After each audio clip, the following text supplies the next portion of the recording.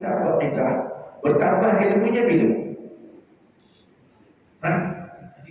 Dan masa nikah tu kan serba-serbi tu tambah kan, masa belajar tu tak bertambah, tapi bila amal aja terus bertambah, macam-macam bertambah, boleh syarah lagi, macam-macam ilmu dapat, asalnya beramal dengan apa yang dia tahu. Jadi tuan-tuan, saya nak sebut, kalau tuan-tuan nak banyak ilmu, tuan-tuan kena duduk dekat lagi banyak dia. Betul tuan-tuan, beramal ilmu tu, duduk dekat sunnah Nabi. Saya nak tanya tuan-tuan, duduk dekat masa belajar tu sabarnya. Nak tanya tuan-tuan, duduk dekat masa belajar tu sabarnya. Nabi, tuan-tuan sembahyang belakang imam, duduk rapat dengan imam sabarnya. Tuan-tuan sembahyang imam itu rapatkan solat, kita pun rapatkan. Itu sabarnya tu. Nabi ya, masa sembahyang boleh ikut, masa belajar kenapa tak boleh ikut? Cuba fikir balik. Itu je dapat perbandingan. Masa sembahyang tu boleh ikut, tuan-tuan. Nabi kata ni disiplin sembahyang, macam ni, semua ikut. Tua, muda, keserang, semua ikut. Tapi bila belajar, masa belajar tu pernah dia suruh macam tu. Bukannya ustaz, kan ustaz cuma menyampaikan pun payah. Tu. Itu yang belajar, yang tak belajar tak payah cerita. Sebab itu yang saya dah sebut, susah tak susah? Sebab itu Imam Abu Hasan Al-Basri kata belajar tu lebih afdal daripada jihad. Kalau kita tengok jihad pulang pun dah susah, kalau tak hidup dia mati. Tapi dia lebih afdal lagi belajar. Sebab apa? Susah nak. Itu kita kenapa? Susah nak apa? Sebab itu ramai orang yang pandai, tetapi belum tentu ramai orang yang faham. Ramai orang yang pandai, belum tentu ramai orang yang faham. Saya banyak selalu buat bagi formula tuan. Formula saya biasanya saya akan kata begini. Satu, saya biasa akan kata ramai orang yang pandai, belum tentu orang yang pandai itu tak bodoh. Itu formula yang saya sebut. Kan? Ramai orang yang pandai, belum tentu orang yang pandai itu tak bodoh. Itu formula pertama yang saya sebut. Yang kedua, ramai orang yang pandai, belum tentu yang pandai itu betul. Itu nombor 2. Kan? Yang nombor 3, ramai orang yang pandai, tapi belum tentu pandai itu dia faham. Contoh banyak tu, itu belum kita pandai-pandai lagi. Jadi orang pandai itu memang ramai. Tapi yang tak bodoh itu pun, yang bodoh itu pun ramai orang yang pandai, tapi yang tak faham pun ramai orang yang pandai, tapi yang tak betul pun jadi kat sini tuan-tuan, kenapa Imam Hasan Al-Basri kata belajar tu lebih afdal daripada jihad? Sebab nak amal dia bilang cuma senang. Nak amal dia sungguh, nak amal dia bukan senang. Saya contohkan tuan-tuan, duduk belakang imam senang tak susah? Duduk jadi makmum belakang imam senang tak susah? Nak tanya tu, senang ke susah? Senang kan? Belakang imam kan? Tuan-tuan boleh duduk belakang imam, boleh duduk 30-40 tahun, betul? Tiba-tiba imam tak ada, cuba tuan-tuan ke depan berani kan? Jangan duduk belakang imam ni, maknanya saya dah sebut ilmu tu ilmu. Maknanya tuan-tuan duduk belakang imam 30-40 tahun, dapat ilmu dah. Dapatkan. Tapi imam tak ada, berani ke depan. Kalau tak praktik, di depan. Kau lah, pergi kau lah. Kata itu tuan-tuan. Bukan tak dengar imam baca apa. Nanti lepas takbir, baca Fatihah, lepas Fatihah baca apa, nanti rukuk. Semua tahu dah. Sebab imam dah buat, dia dah hidup dah. Berapa tahun? 5-40 tahun dah ada hidup dah. Tapi bila imam tak ada, cuba ke depan. Oh, banyak. Itu maknanya nak amal ilmu. Bukan tak tahu tu. Dah selalu dengar. Imam baca khutbah tiap Jumaat 50 tahun. Tahu rukun dia. Imam bila sebut alhamdulillah, kita berapa ni ayat saya Quran. Ya ayyuhallazina amanu atii'u. Dah siapa? Imam tak ada, cuba ni kan. Bunyi tak bunyi? Maknanya yang saya nak gambarkan, amal ilmu bukan satu benda yang senang. Itu menunjukkan afdalnya dia lebih pada jihad. Baik, kata Imam Hasan Al-Basri lagi. Man kharaja min baitihi fi talabi babin min al-ilmi Tuan-tuan, saya baca bahasa Arab ni, saya terjemah. Tuan-tuan nak tengok terjemah yang terjemah dalam kitab, tuan-tuan tu tengok sendiri. Saya baca dia punya bahasa Arab. Wa man kharaja min baitihi, siapa-siapa keluar daripada rumahnya fi talabin babin, belajar satu bab saja. Satu bab minal ilmi, daripada ilmu. Maknanya dia keluar daripada rumah, belajar tak banyak, satu bab saja dia boleh belajar sikit je, bukan belajar banyak. Maka kata Imam Hasan Al-Basri, hafatul malaikatu bi ajniyatiha. Masa dia pergi tu, dia dipayungi oleh malaikat dengan sayapnya. Jadi boleh faham macam ni. Sekarang ni tuan-tuan duduk dalam majlis, secara akidahnya berdasarkan kepada hari Nabi, yang ini kenyataan dari ulama tabi'in. Tuan-tuan duduk ni ada malaikat sedang mengepakkan sayap. Walaupun kita tak nampak, wajib yakin. Walaupun tak nampak, wajib yakin. Sebab dalam hadis pun semua macam tu. Ni dalam kenyataan ulama tabi'in pun semua macam ni. Artinya kita keluar daripada rumah, belajar hanya satu bab, tak banyak, maka kita dipayungi oleh para malaikat. Cuma kita tak nampak, wajib percaya. Wujudnya malaikat wajib percaya. Dan dia datang dalam majlis ilmu, memayungi orang yang duduk dalam majlis ilmu, itu pun wajib percaya. Kenapa itu? Kerana itu penegasan daripada Nabi SAW. Cuma soalannya kita percaya tak percaya yang dia sedang memayungi kita. Tuan-tuan terasa payung ni bumbung masjid ke malaikat? Itu kita tanya balik. Tuan-tuan terasa ni dipayungi oleh bumbung masjid ke malaikat? Tuan-tuan rasa mana satu? Yang jelas memang bumbung masjid. Kan? Yang jelas memang bumbung masjid. Sebab tu tuan-tuan tak rasa malaikat memayung. Betul? Saya nak tanya lagi satu tuan. Tuan-tuan pergi kedai nombaiku. Kan? Pergi kedai nombaiku. Tikam nombaiku. Bumbung kedai dengan malaikat yang ada itu mana lebih dipercaya? Betul tak? Tetapi kedai nombaiku, tikam nombaiku, bukan nyuruh tu, ni contoh aja. Jangan contoh tu tuan-tuan buat. Pantang tak cakap contoh, buat aja. Tak tu contoh aja. Tuan-tuan pergi kedai nombaiku, beli nombaiku, kan? Bumbung kedai dengan malaikat, mana tuan-tuan lebih percaya? Jawabnya mana dah? Bumbung kedai itu dengan malaikat, mana lepas tuan-tuan lebih percaya? Mak, agak-agak mana lebih? Masa beli tu ingat bumbung kedai itu. Lepas tu? Tak percaya dah kedai. Mana malaikat memang tak nampak. Walaupun dalam Quran kata mayal wajib min qawli ila ladai raqib atid. Apa yang dilakukan oleh kita sisinya ada raqib atid. Tak percaya dah. Tak percaya. Imannya tak percaya. Sedangkan percaya rukun iman tu, percaya malaikat salah satu daripada rukun. Tak gitu kan? Nah itu sebab dalam kitab ni dikata orang yang keluar daripada rumah walaupun belajar satu bab daripada ilmu, malaikat tu memayungi dia. Jadi artinya percaya kepada malaikat pula itu benda rukun iman. Dan dia pula kita tak nampak. Tak nampak tuan-tuan. Tapi orang tak percaya. Kan? Cuba tuan-tuan tengok lagi. Tuan-tuan duduk kat masjid ni. Habis kuliah ni kawan kita, Muhammad. Aku selalu saya pantau. Aku nampak ada je benda putih malam tu. Jadi aku balik jaga-jaga. Kan? Kita tak pernah nampak orang cerita. Tuan-tuan balik lalu jalan tu agak rasa apa? Rasa apa tuan-tuan? Tuan-tuan tak pernah nampak tiba-tiba orang cerita dekat masjid. Jadi lalu dia sempang jaga-jaga. Aku selalu nampak lupa je benda putih kat situ tu. Kan? Mungkin kalau tak ni mesti pucuk kentak hantu kan.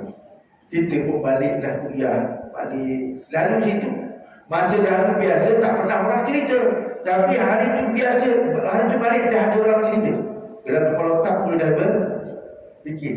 Belum sampai dah meramak. Nah, itu tak jumpa lagi. Kalau jumpa dalam pasal. Kan?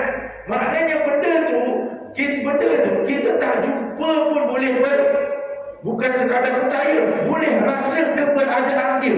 Boleh rasa. Tiba-tiba malaikat makhluk Allah Ta'ala, kita tak boleh rasa. Itu kita tengok lagi. Faham tak? Jadi tuan-tuan ni sedang, sekarang ni tuan-tuan tengah dipayungi oleh malaikat. Kena rasa tu. Kena rasa. Kalau hantu yang kita tak nampak tu tuan-tuan punya rasa tuan-tuan, bukan main. Naik motor, bukan naik motor tuan-tuan, naik kereta seorang. Naik kereta tuan-tuan, tingkap kan tutup kan tu, seorang je. Tapi dengan cerita, haji cerita aku selalu jumpa. Kan? Naik, takut kat sebelah ni. Tak jumpa lagi tu, dah rasa. Tekan minyak 120, kadang-kadang 170, tak kasar. Nak saya dah sebut gini tuan-tuan, hak benda tu yang dianggap sebagai hantu yang tak nampak pun kita rasa takutnya sampai. Ini malaikat kata Allah Ta'ala tak rasa apa-apa tuan-tuan. Kita kena tanya balik, kena tanya balik. Boleh faham? Okey, sambung balik. Ini kita syarahkan apa yang dikatakan oleh Imam Abu Hasan Al-Basri. Kata dia, wasallat alaihi tuyuru fi jawis samai. Orang yang duduk dalam majlis ilmu walaupun dia belajar satu bab saja, maka burung-burung di atas langit itu solat berdoa untuk dia. Solat ni tuan-tuan kalau ikut perkataan asas selamat ataupun solat. Perkataan solat ada 3 makna. Tuan-tuan kena faham Solat tu ada 3 makna. Tuan-tuan kena betul. Kat sini dia kata salat alaihi tuyuru fi jawis sama.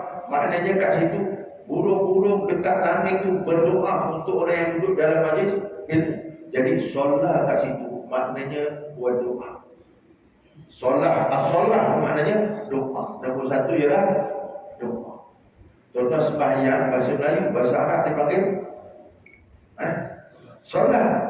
Jadi solat tu bahasa dari sudut makna bahasa, nombor 1 ialah doa. Sebab itu ada orang memahami bila dia dah sembahyang, lepas habis sembahyang dia tak doa.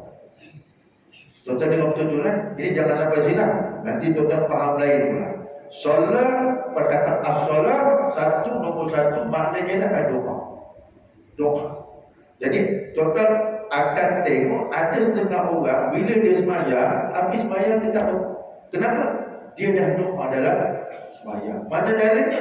Tuan-tuan tengok baca Fatihah, ihdinas siratal mustaqim, itu doa. Kemudian baca Rabbighfirli warhamni waj'alni, itu juga doa. Allahumma hdini fiman, pun doa juga. Lepas tahiyat akhir sebelum beri salam, Nabi suruh anjurkan doa. Kan? Lepas habis tahiyat sebelum salat, Nabi anjurkan doa 4 perkara. Minta lindung dengan Allah. Jadi artinya apa? Sembahyang tu doa. Jadi ada jadi orang memahami habis sembahyang terus tak berdoa. Kenapa? Dia dah berdoa dalam sembahyang. Kan? Okey. Nombor 2. Tapi tuan-tuan, yang saya nak tuan-tuan faham ni, orang sembahyang, habis sembahyang dia tak doa, tuan-tuan jangan kata dia. Dan orang yang sembahyang dia berdoa, berwirid, yang tak doa jangan kata dia. Faham tuan-tuan? Maknanya yang doa dengan tak doa jangan saling kata mengarang. Kenapa? Masing-masing ada dia punya. Okey, yang kedua, as-salah yang kedua tu ialah aqwalun wa af'alun muftatihatun bil takbir wa muftatihatun bil taslim. Solat tu nombor 2 ialah beberapa perkataan dan perbuatan yang dibuka dengan takbir, yang ditutup dengan salam. Itu solat. Ataupun dalam bahasa kita dipanggil sembahyang. Sembahyang itu solat. Kenapa? Kata Imam Tirmizi kata sembahyang tu aqwalun wa af'alun muftatihatun bil takbir wa muftatihatun bil taslim. Beberapa perkataan dan perbuatan yang dibuka dengan takbir, ditutup dengan salam. Nak sembahyang Allahu Akbar, kita buka sembahyang, kita tutup dengan Assalamualaikum. Itu namanya sembahyang. Nombor 2. Nombor 3 solat tu pecah 3. Nombor 3 ni tuan-tuan, nombor 3 makna solat tu pecah 3. Apa dia? Daripada Allah namanya rahmat, daripada malaikat namanya istighfar, daripada manusia namanya selawat Allahumma sholli ala Muhammad. Boleh tak? Itu perkataan as-solat. Cuma dekat sini solat alaihi tuyur fi jawi sama, itu maknanya apa? Burung-burung berdoa untuk orang yang duduk dalam majlis ini. Burung-burung berdoa untuk kita.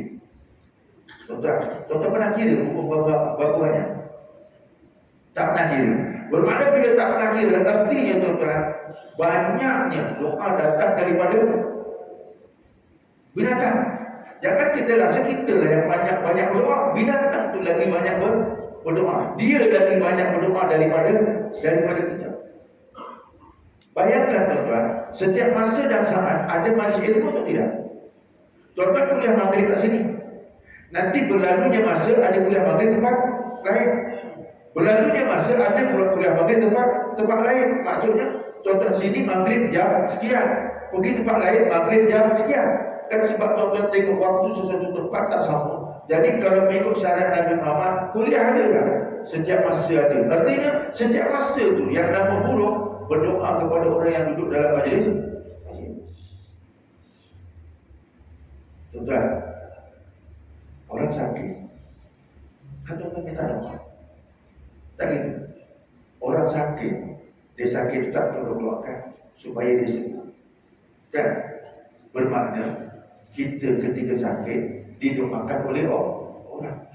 Tuan-tuan, masa tuan-tuan duduk majlis ilmu, burung doakan kita. Tuan-tuan sihat ke sakit?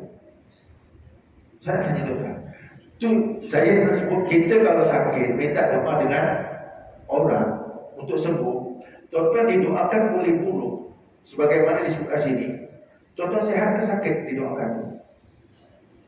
Tuan-tuan sihat ke sakit? Sihat? Betul. Cuba tuan-tuan faham hadis ni.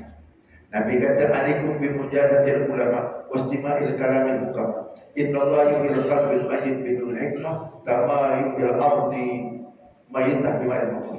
Apa kata Nabi? Wajib bagi kamu duduk dalam majlis ulama dan juga fuqaha. Wajib duduk. Kenapa Allah menghidupkan hati orang yang mati dengan cahaya hikmah, sebagaimana Allah hidupkan bumi yang kering dengan air hujan. Maknanya manusia itu hatinya mati, dia wajib duduk dalam majlis ilmu untuk hidupkan. Jadi tuan-tuan, duduk dalam majlis ilmu untuk hidupkan hati. Burung mendoakan kita untuk hidupkan hati kita. Dekat mana duduk dalam majlis? Jadi tuan-tuan ni sihat ke sakit? Saya tanya balik, sihat ke sakit? Nak tanya tuan-tuan, sihat ke sakit? Sakit. Dan bila orang tanya tuan-tuan sihat sakit, dia ada soalan kedua. Dah sembuh ke belum? Dah sembuh ke belum? Dah sembuh. Kalau dah sembuh mesti dah faham. Kalau dah sembuh mesti dah faham. Tapi banyak kali cakap tak faham. Oh sakit hati. Sakit hati. Tuan-tuan kena tahu. Tuan-tuan tengok, kalau tuan-tuan tengok ada kudis dekat kulit, tuan-tuan kasih ubat, dia tahu perkembangan kecil dia besar dia. Adakah makin besar makin kecil, nampak. Tapi yang dalam hati punya sakit tuan-tuan, yang dalam hati tu, tuan-tuan boleh kesan tak boleh kesan. Itu kena tengok balik. Sebab hati manusia dia punya penyakitnya banyak. Bayangkan kalau tuan-tuan baca ni dalam kitab tafsir tuan-tuan, baca kitab tafsir, tuan-tuan akan jumpa satu kenyataan Ibn Abbas. Dia kata apa? As-syaitan mujasimun fi qalbi ibni Adam. Idza ghafala wasaha fawaswasa wa idza dzakara Allah khalasa. Maksudnya apa? Syaitan tu dia pakik dekat hati anak Adam tu dengan senjata tajam. Dengan senjata tajam. Apabila idza ghafala wasaha, bila manusia itu dia lalai dan leka, maka waswasa, dia cocokkan waswas. Wa idza dzakara Allah, bila dia ingat Allah, khalasa, dia cabut lagi. Cuba tuan-tuan tanya balik dalam diri tuan-tuan. Masa tuan-tuan lalai dan leka, terasa tak saya tak cocok? Tuan-tuan tengok. Dan tuan-tuan ingat, lalai itu bukan mesti dekat padang. Lalai itu bukan mesti dekat kedai hotel. Lalai itu bukan mesti kat kebun. Kadang-kadang duduk dalam masjid pun lalai itu. Lalai. Boleh faham tuan-tuan? Ini bukan nak kata tuan-tuan, itu apa yang disebutkan oleh Ibn Abbas. Kena jaga-jaga. Syaitan tengah pakai dekat hati masing-masing. Itu kena jaga-jaga. Jadi tuan-tuan kena rasa siaga.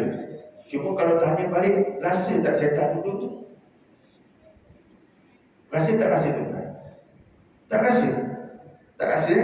Kejap lagi saya ajar macam mana nak rasa. Kalau tuan-tuan terasa ni ustaz ni bila pula nak habis, tuan-tuan dah mula rasa. Dah mula rasa. Benar tu. Dah mula rasa. Jaga-jaga tuan eh. Jaga-jaga. Syaitan ni dia punya masuk cucuk, dia punya jahat mudah je. Okey, sambung balik. Apa kata Imam Abu Hasan Al-Basri?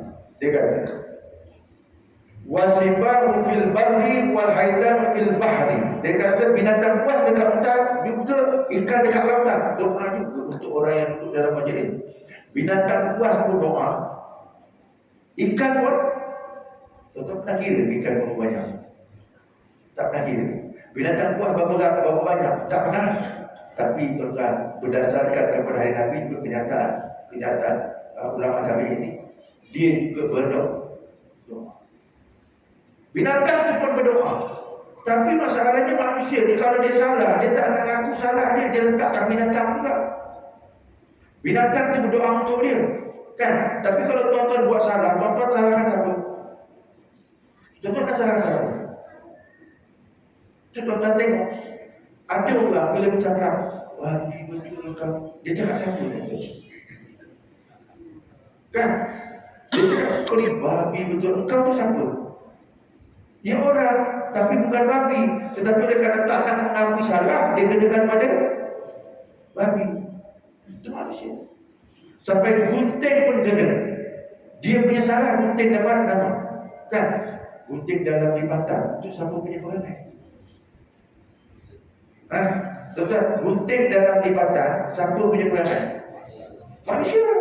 Tapi manusia tak nak mengakui kesalahan, maka dia letakkan pada gunting. Tepi dalam katil, nak sebut begitu.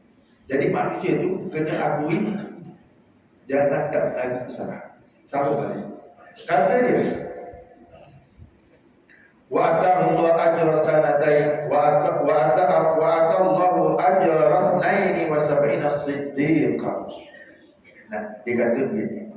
Allah datangkan ganjaran 72 siddiqan. Siddiq. Satu pangkat siddiq ni, satu pangkat yang kalau kita baca sejarah, hanya ada pada Sayyidina Abu Bakar. Kalau baca sejarah Islam, perkataan siddiq hanya ada pada Sayyidina Abu Bakar. Dan tetapi kalau kita tengok Al-Quran, bukan hanya pada Sayyidina Abu Bakar. Saya bilang balik, perkataan siddiq ini disebut kebanyakan ulama dalam sejarah pada batang tubuh Sayyidina Abu Bakar. Tetapi kalau ikut Quran, bukan hanya Sayyidina Abu Bakar. Kenapa Allah sebut dalam ayat Quran macam ni? Wa may yuti'illah wa rasul fa ulaika ma'al ladzina an'ama 'alaihim minan nabiyyin was-siddiqin was-syuhada was-shalihin. Perkataan yang digunakan oleh Allah siddiqin jamak muzakkar salim, jadi ramai. Siddiq maknanya betul, orang yang benar. Siddiq ialah orang yang benar. Sebab bercakap benar ni, dia akan menyebabkan orang yang beriman itu benar-benar beriman. Orang yang beriman ni, dia kena kata benda benar tu benar, benda salah tu salah. Saya contohkan, zaman Nabi ada seorang pencuri, dia tak nak hilang, tak nak berhenti mencuri, tapi dia nak masuk Islam, nak ikut dengan Nabi. Jadi Nabi kata dengan dia tanya dengan Nabi Rasulullah, aku ni sebenarnya memang suka dengan Islam, nak taubat kan? Tapi aku punya PL mencuri ni, aku tak boleh tinggal. Nabi kata, apa boleh tak kau bercakap benar? Nabi tak usik pun cerita tu tinggalkan orang curi. Cuma Nabi kata boleh tak cakap benar? Nabi nak tu, dia terima. Boleh. Sebab Nabi tak cakap suruh berhenti curi, tapi suruh cakap benar. Jadi dia balik rumah, dia pun relax nak pergi curi. Terfikir, nanti kalau Nabi tanya, tak boleh bohong. Kalau Nabi tanya, mencuri lagi atau tidak? Jadi kena cakap betul, tak jadi betul. Kesan bercakap benar itu penting. Jadi artinya apa? Bercakap benar itu tanda orang beriman. Nak letak diri cakap betul itu bukan senang. Boleh faham tak? Kita Saya dengan tuan balik rumah. Omah tanya, kenapa balik lambat ni? Tuan jawab apa biasanya? Ha? Apa dia? Ngetel. Omah kata, hari-hari ngetel. Aku pun boleh buat. Agak-agak tuan kau sambung. Marah tak marah? Marah. Kan? Itu sifat tak betul. Kemudian kadang-kadang kita balik, Pak, kenapa balik lambat? Ada ustaz tu, kuliah lambat habis. Kan? Padahal dia duduk dekat warung nama tu. Takut bini bebel, jadi dia letakkan dia punya salah kepada alah, ustaz tu lambat habis aku ya. Tak apa-apa lah balik. Kan? Padahal dia pun dah duduk warung dah lama tu. Bohong tak bohong tu. Tu biasa tu. Tu biasa. Jadi kadang-kadang kita tu tidak terlepas daripada perkara tersebut. Nak latih diri cakap betul. Bukan senang. Nak latih diri cakap betul. Bukan senang. Sebab tu kata Nabi, orang yang duduk dalam majlis ilmu dapat pahala atau ajra tu pahala 72 orang siddiq. 72 orang siddiq. Cuba tuan-tuan kita tengok balik. Kita tengok diri kita, kan? Bukan tengok orang lain. Cuba tengok diri kita balik. Dalam sepanjang hidup kita ni, pernah tak kita tahu? Soalan ni, dalam hidup kita ni pernah tak kita tahu? Contoh, pernah tahu? Yang cakap ni tuan, tak pernah tahu. Tak pernah tahu. Sungguh tuan-tuan. Kita biar mengakui kesalahan daripada kita sembunyikan, boleh tobat. Nabi kata kalau khata'ina tawabun, sebaik-baik orang yang buat salah itu tobat. Jalan tobat ada. Jadi maknanya tuan-tuan, kita dianjurkan memang tak silap daripada benda yang silap. Memang selalu buat, cumanya tobat. Itu tobat. Sebab tu kita duk tengok orang jahat, tuan-tuan, jangan cepat tuduh jahat dia. Sebab dia ada jalan taubat dia tu. Ada jalan taubat. Sejahat-jahat orang ada harapan taubatnya. Tetapi sebaik-baik orang, saya ulang balik, sejahat-jahat orang ada harapan taubatnya. Tapi sebaik-baik orang ada harapan jadi jahat. Dari bunyi sejahat-jahat orang ada harapan taubat, itu tuan-tuan lebih baik daripada kita kata sebaik-baik orang ada jalan jahat. Itu jaga-jaga. Baik, sambung lagi. Kata Imam Hasan al-Basri, ala fatlubul ilma wa tlubul ilma sakinata wal ilma wal waqar. Dia kata ketahuilah, tuntutlah ilmu. Tuntutlah ilmu, belajarlah ilmu, dan belajarlah ilmu itu as-sakinah, ketenangan. Tuan-tuan kena belajar ilmu sampai diri tuan-tuan tenang. Belajar sampai tenang. Jadi maknanya macam mana tuan-tuan? Belajar sampai tenang. Jawapannya, nak tenang ni dalam Quran kata kena wirid. Nak tenang dalam Quran kata kena zikir. Jadi kalau belajar jangan lupa zikir. Kalau belajar jangan sampai tak berdiri, tak berzikir. Sebab Allah Taala kata alladzina amanu wa tatma'innu qulubuhum bi dzikrillah. Orang yang beriman itu tenang hatinya dengan berzikir kepada Allah. Dalam kitab ni kata belajarlah ilmu mencari ketenangan. Jadi nak cari ketenangan, tuan-tuan kalau banyak belajar jangan lupa zikir. Jangan kitab banyak baca tapi wirid tak ada. Jangan kitab ni tuan-tuan baca banyak tapi wirid tak ada. Yang malangnya kita tengok orang tuan-tuan sembahyang, belajar sembahyang tapi wirid tak ada. Jenis sembahyang lamci. Assalamualaikum warahmatullahi, Assalamualaikum warahmatullahi, pelenci. Bahasa kita apa? Bahasa Melayu. Tuan-tuan, pelenci itu bahasa Melayu apa? Cabut. Itu wirid payah.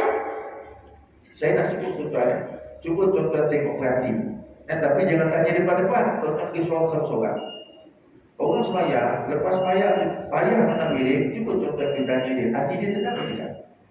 Kita. Kalau jenis sembahyang kejap-kejap pergi, sembahyang kejap-kejap pergi, tuan-tuan pergi jumpa sorang-sorang, tanya dia, hati tenang atau tidak? Kebiasaannya hati tak tenang. Kebiasaan hati tak tenang. Hati stres. Jadi tuan-tuan, kalau mengikut doktor, stres makan ubat. Tapi kalau ikut Islam, stres buat apa? Ini. Kalau ikut doktor, stres masak. Tapi kalau ikut Islam, stres pilih. Jadi kalau tuan-tuan duduk baru orang tanya, Mak, bagi aku cadangan, Mak, kenapa aku di tengah stres? Tuan-tuan cakap macam mana? Pilih. Suruh pilih. Sini. Suruh pilih, suruh pergi masjid. Agak-agak dia cakap. Kita sambung selepas ya, InsyaAllah.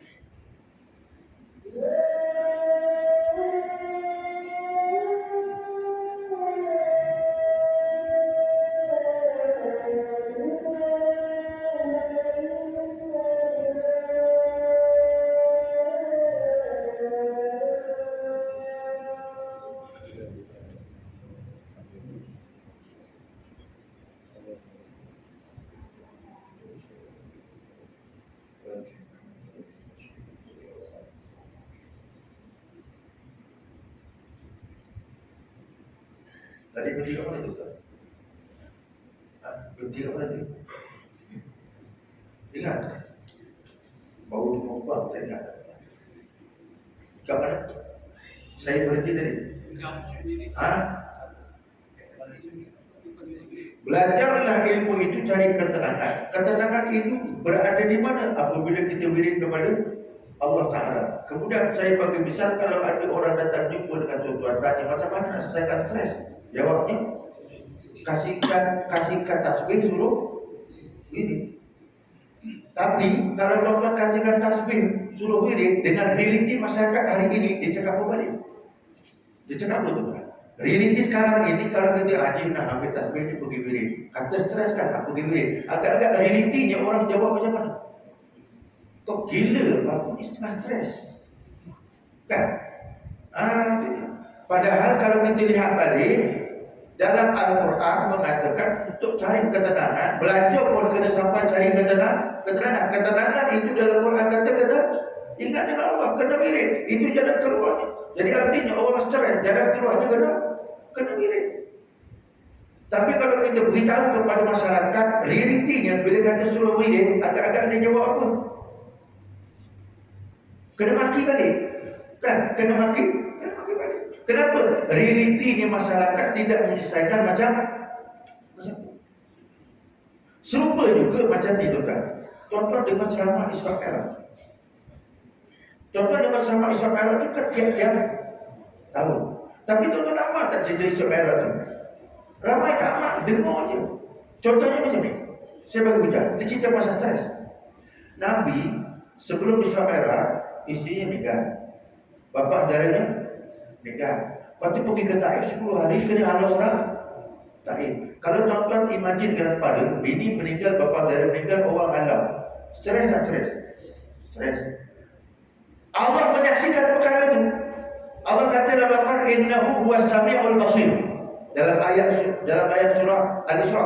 Sesungguhnya dia yang Allah mendengar dan menyaksikan. Apa dia? Nabi macam tu.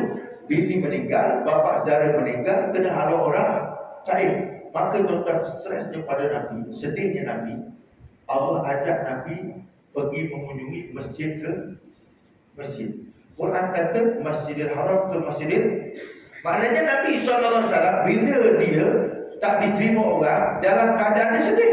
Isteri meninggal, sedih. Bermakna dia ajak ke mana? Masjid ke. Maknanya nak, kita boleh ambil contoh, hilangkan stres, pergi ke masjid. Realitinya orang dengar Isra Mi'raj tu, berapa ramai stres pergi masjid? Itu tanya bagi. Tiap-tiap tahun dengar Isra Mi'raj tu, kadang-kadang panggil ustaz, macam-macam ustaz kan? Yang hebat-hebat dipanggil. Tapi macam tu juga, stres. Pergi jumpa doktor, masjid tak pergi. Tak gitu tuan-tuan. Saya bagi contoh kedua. Dan cuti, isteri tuan-tuan tanya, Pak, kita nak cuti mana tu? Tuan-tuan suka ke stres? Bini kita tanya kita, bapak kita tengah cuti, nak pergi cuti ke mana? Dia tanya tu, tuan-tuan suka ke stres? Nak tanya. Macam mak, bini tanya, bang, kita nak pergi cuti ke mana ni? Kita menerima soalan dia tu, kita suka ke stres? Duit habis. Kan? Lepas tu masa pun habis. Bukan rehat, penat. Kan? Bukan bini je yang pergi tu. Bini tukang tanya, anak ikut. Jadi dia tanya tu dah stres. Kan? Jadi kalau macam tu, cuba bini tanya, bang, kita nak cuti mana?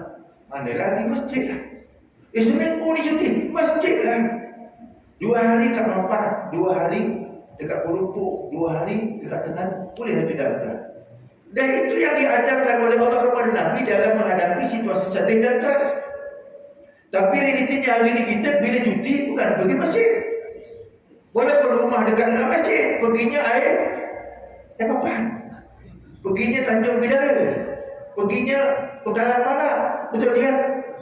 Masjid tak pergi, bukan masjid tak pergi. Cuti, makan cuti, imamnya pun kaya-kaya. Betul bukan? Yang saya nak fahamkan gini, padahal dia sudah tahu Isra Mi'raj tu. Isra Mi'raj. Dan baca ayat yang sama, ceritanya pun sama, ceritanya tak berubah, sama. Jadi dia punya resolusinya, stres pergi ke masjid. Tapi berapa lama yang pergi? Tak lama. Maknanya tuan-tuan, sebab tu nak fahamkan orang bukan satu benda yang senang. Walaupun buat kalau kuliah biasa-biasa tuan-tuan, dia tak besar. Walaupun ada makan kan. Tapi kalau kuliah sekali-sekali ceramah maulid, ceramah Islam Arab, makanya mesti lain. Ramai yang datang. Tapi fahamnya macam mana?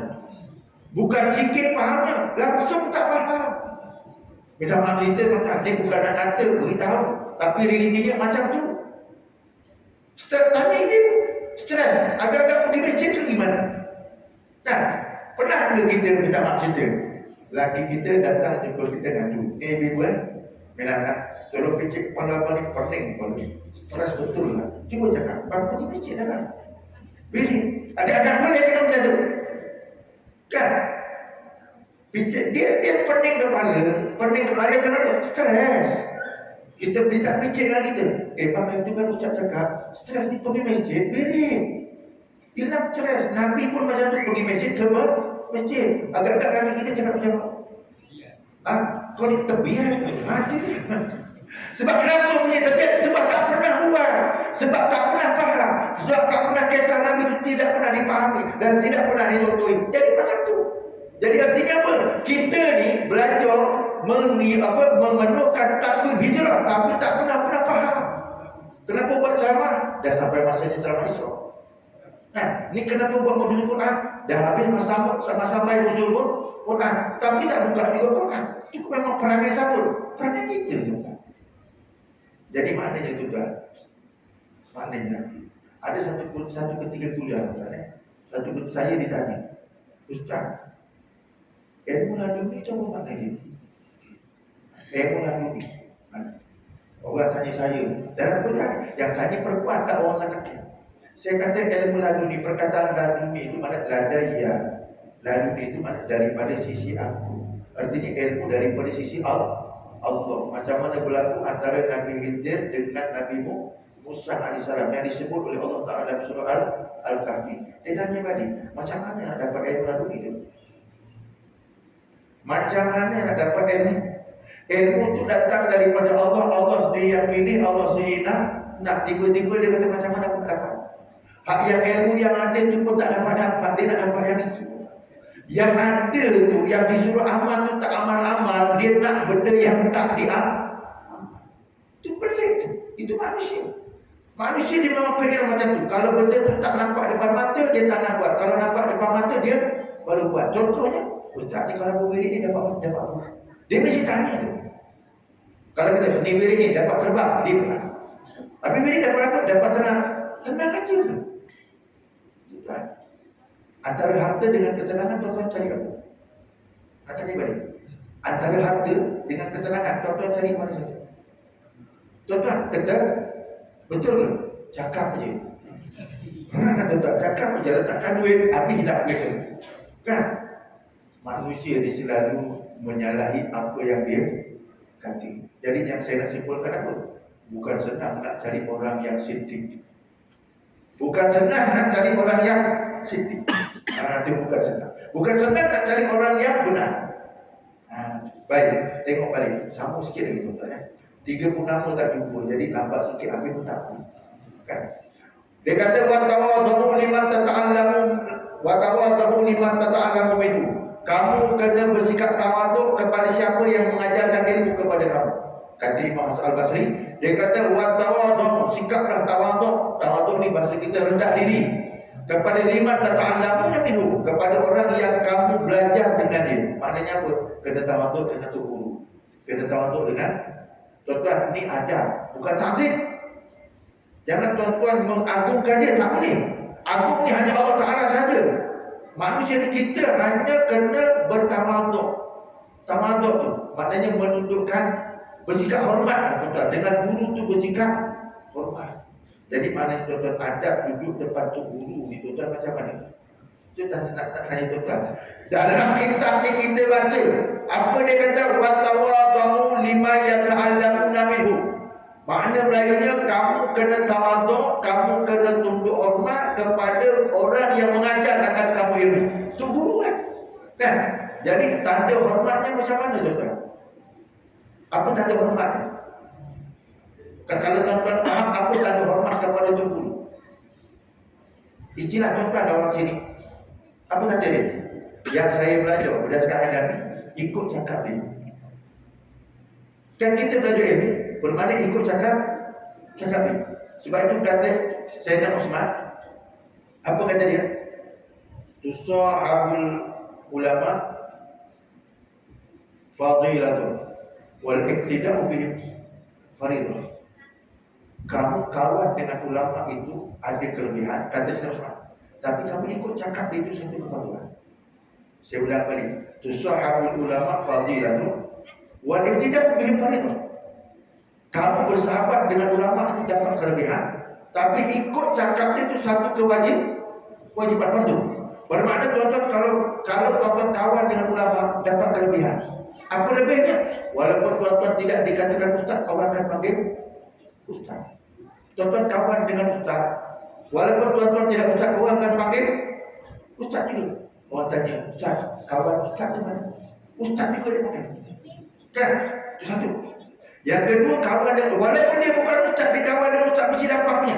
Yang kedua, tuan-tuan, dia berkawan dengan ustaz, kadang apa dia? Dapat makan free. Cukup. Kan? Kawan dengan ustaz, apa dia dapat? Walaupun dia tak pakai minyak wangi, dia dapat wangi dia. Silap-silap kawan dengan ustaz, ilmu pun free. Dah ilmu free, makan free, silap-silap dapat duit free. Tak gitu tuan. Itu kelebihan kawan dengan. Tapi yang wajib kata Sayyidina Utsman wal ihtida'u bil fariḍah. Ikut cakap dia itu fardu wajib. Kan? Jadi maknanya tuan-tuan menghormati guru. Mengikut apa yang disebutkan ialah mengikuti kata ini. Kan? Jadi tuan-tuan belajar sekarang ni, tuan-tuan duduk ni cakap gurunya ke bukan? Kita tanya balik.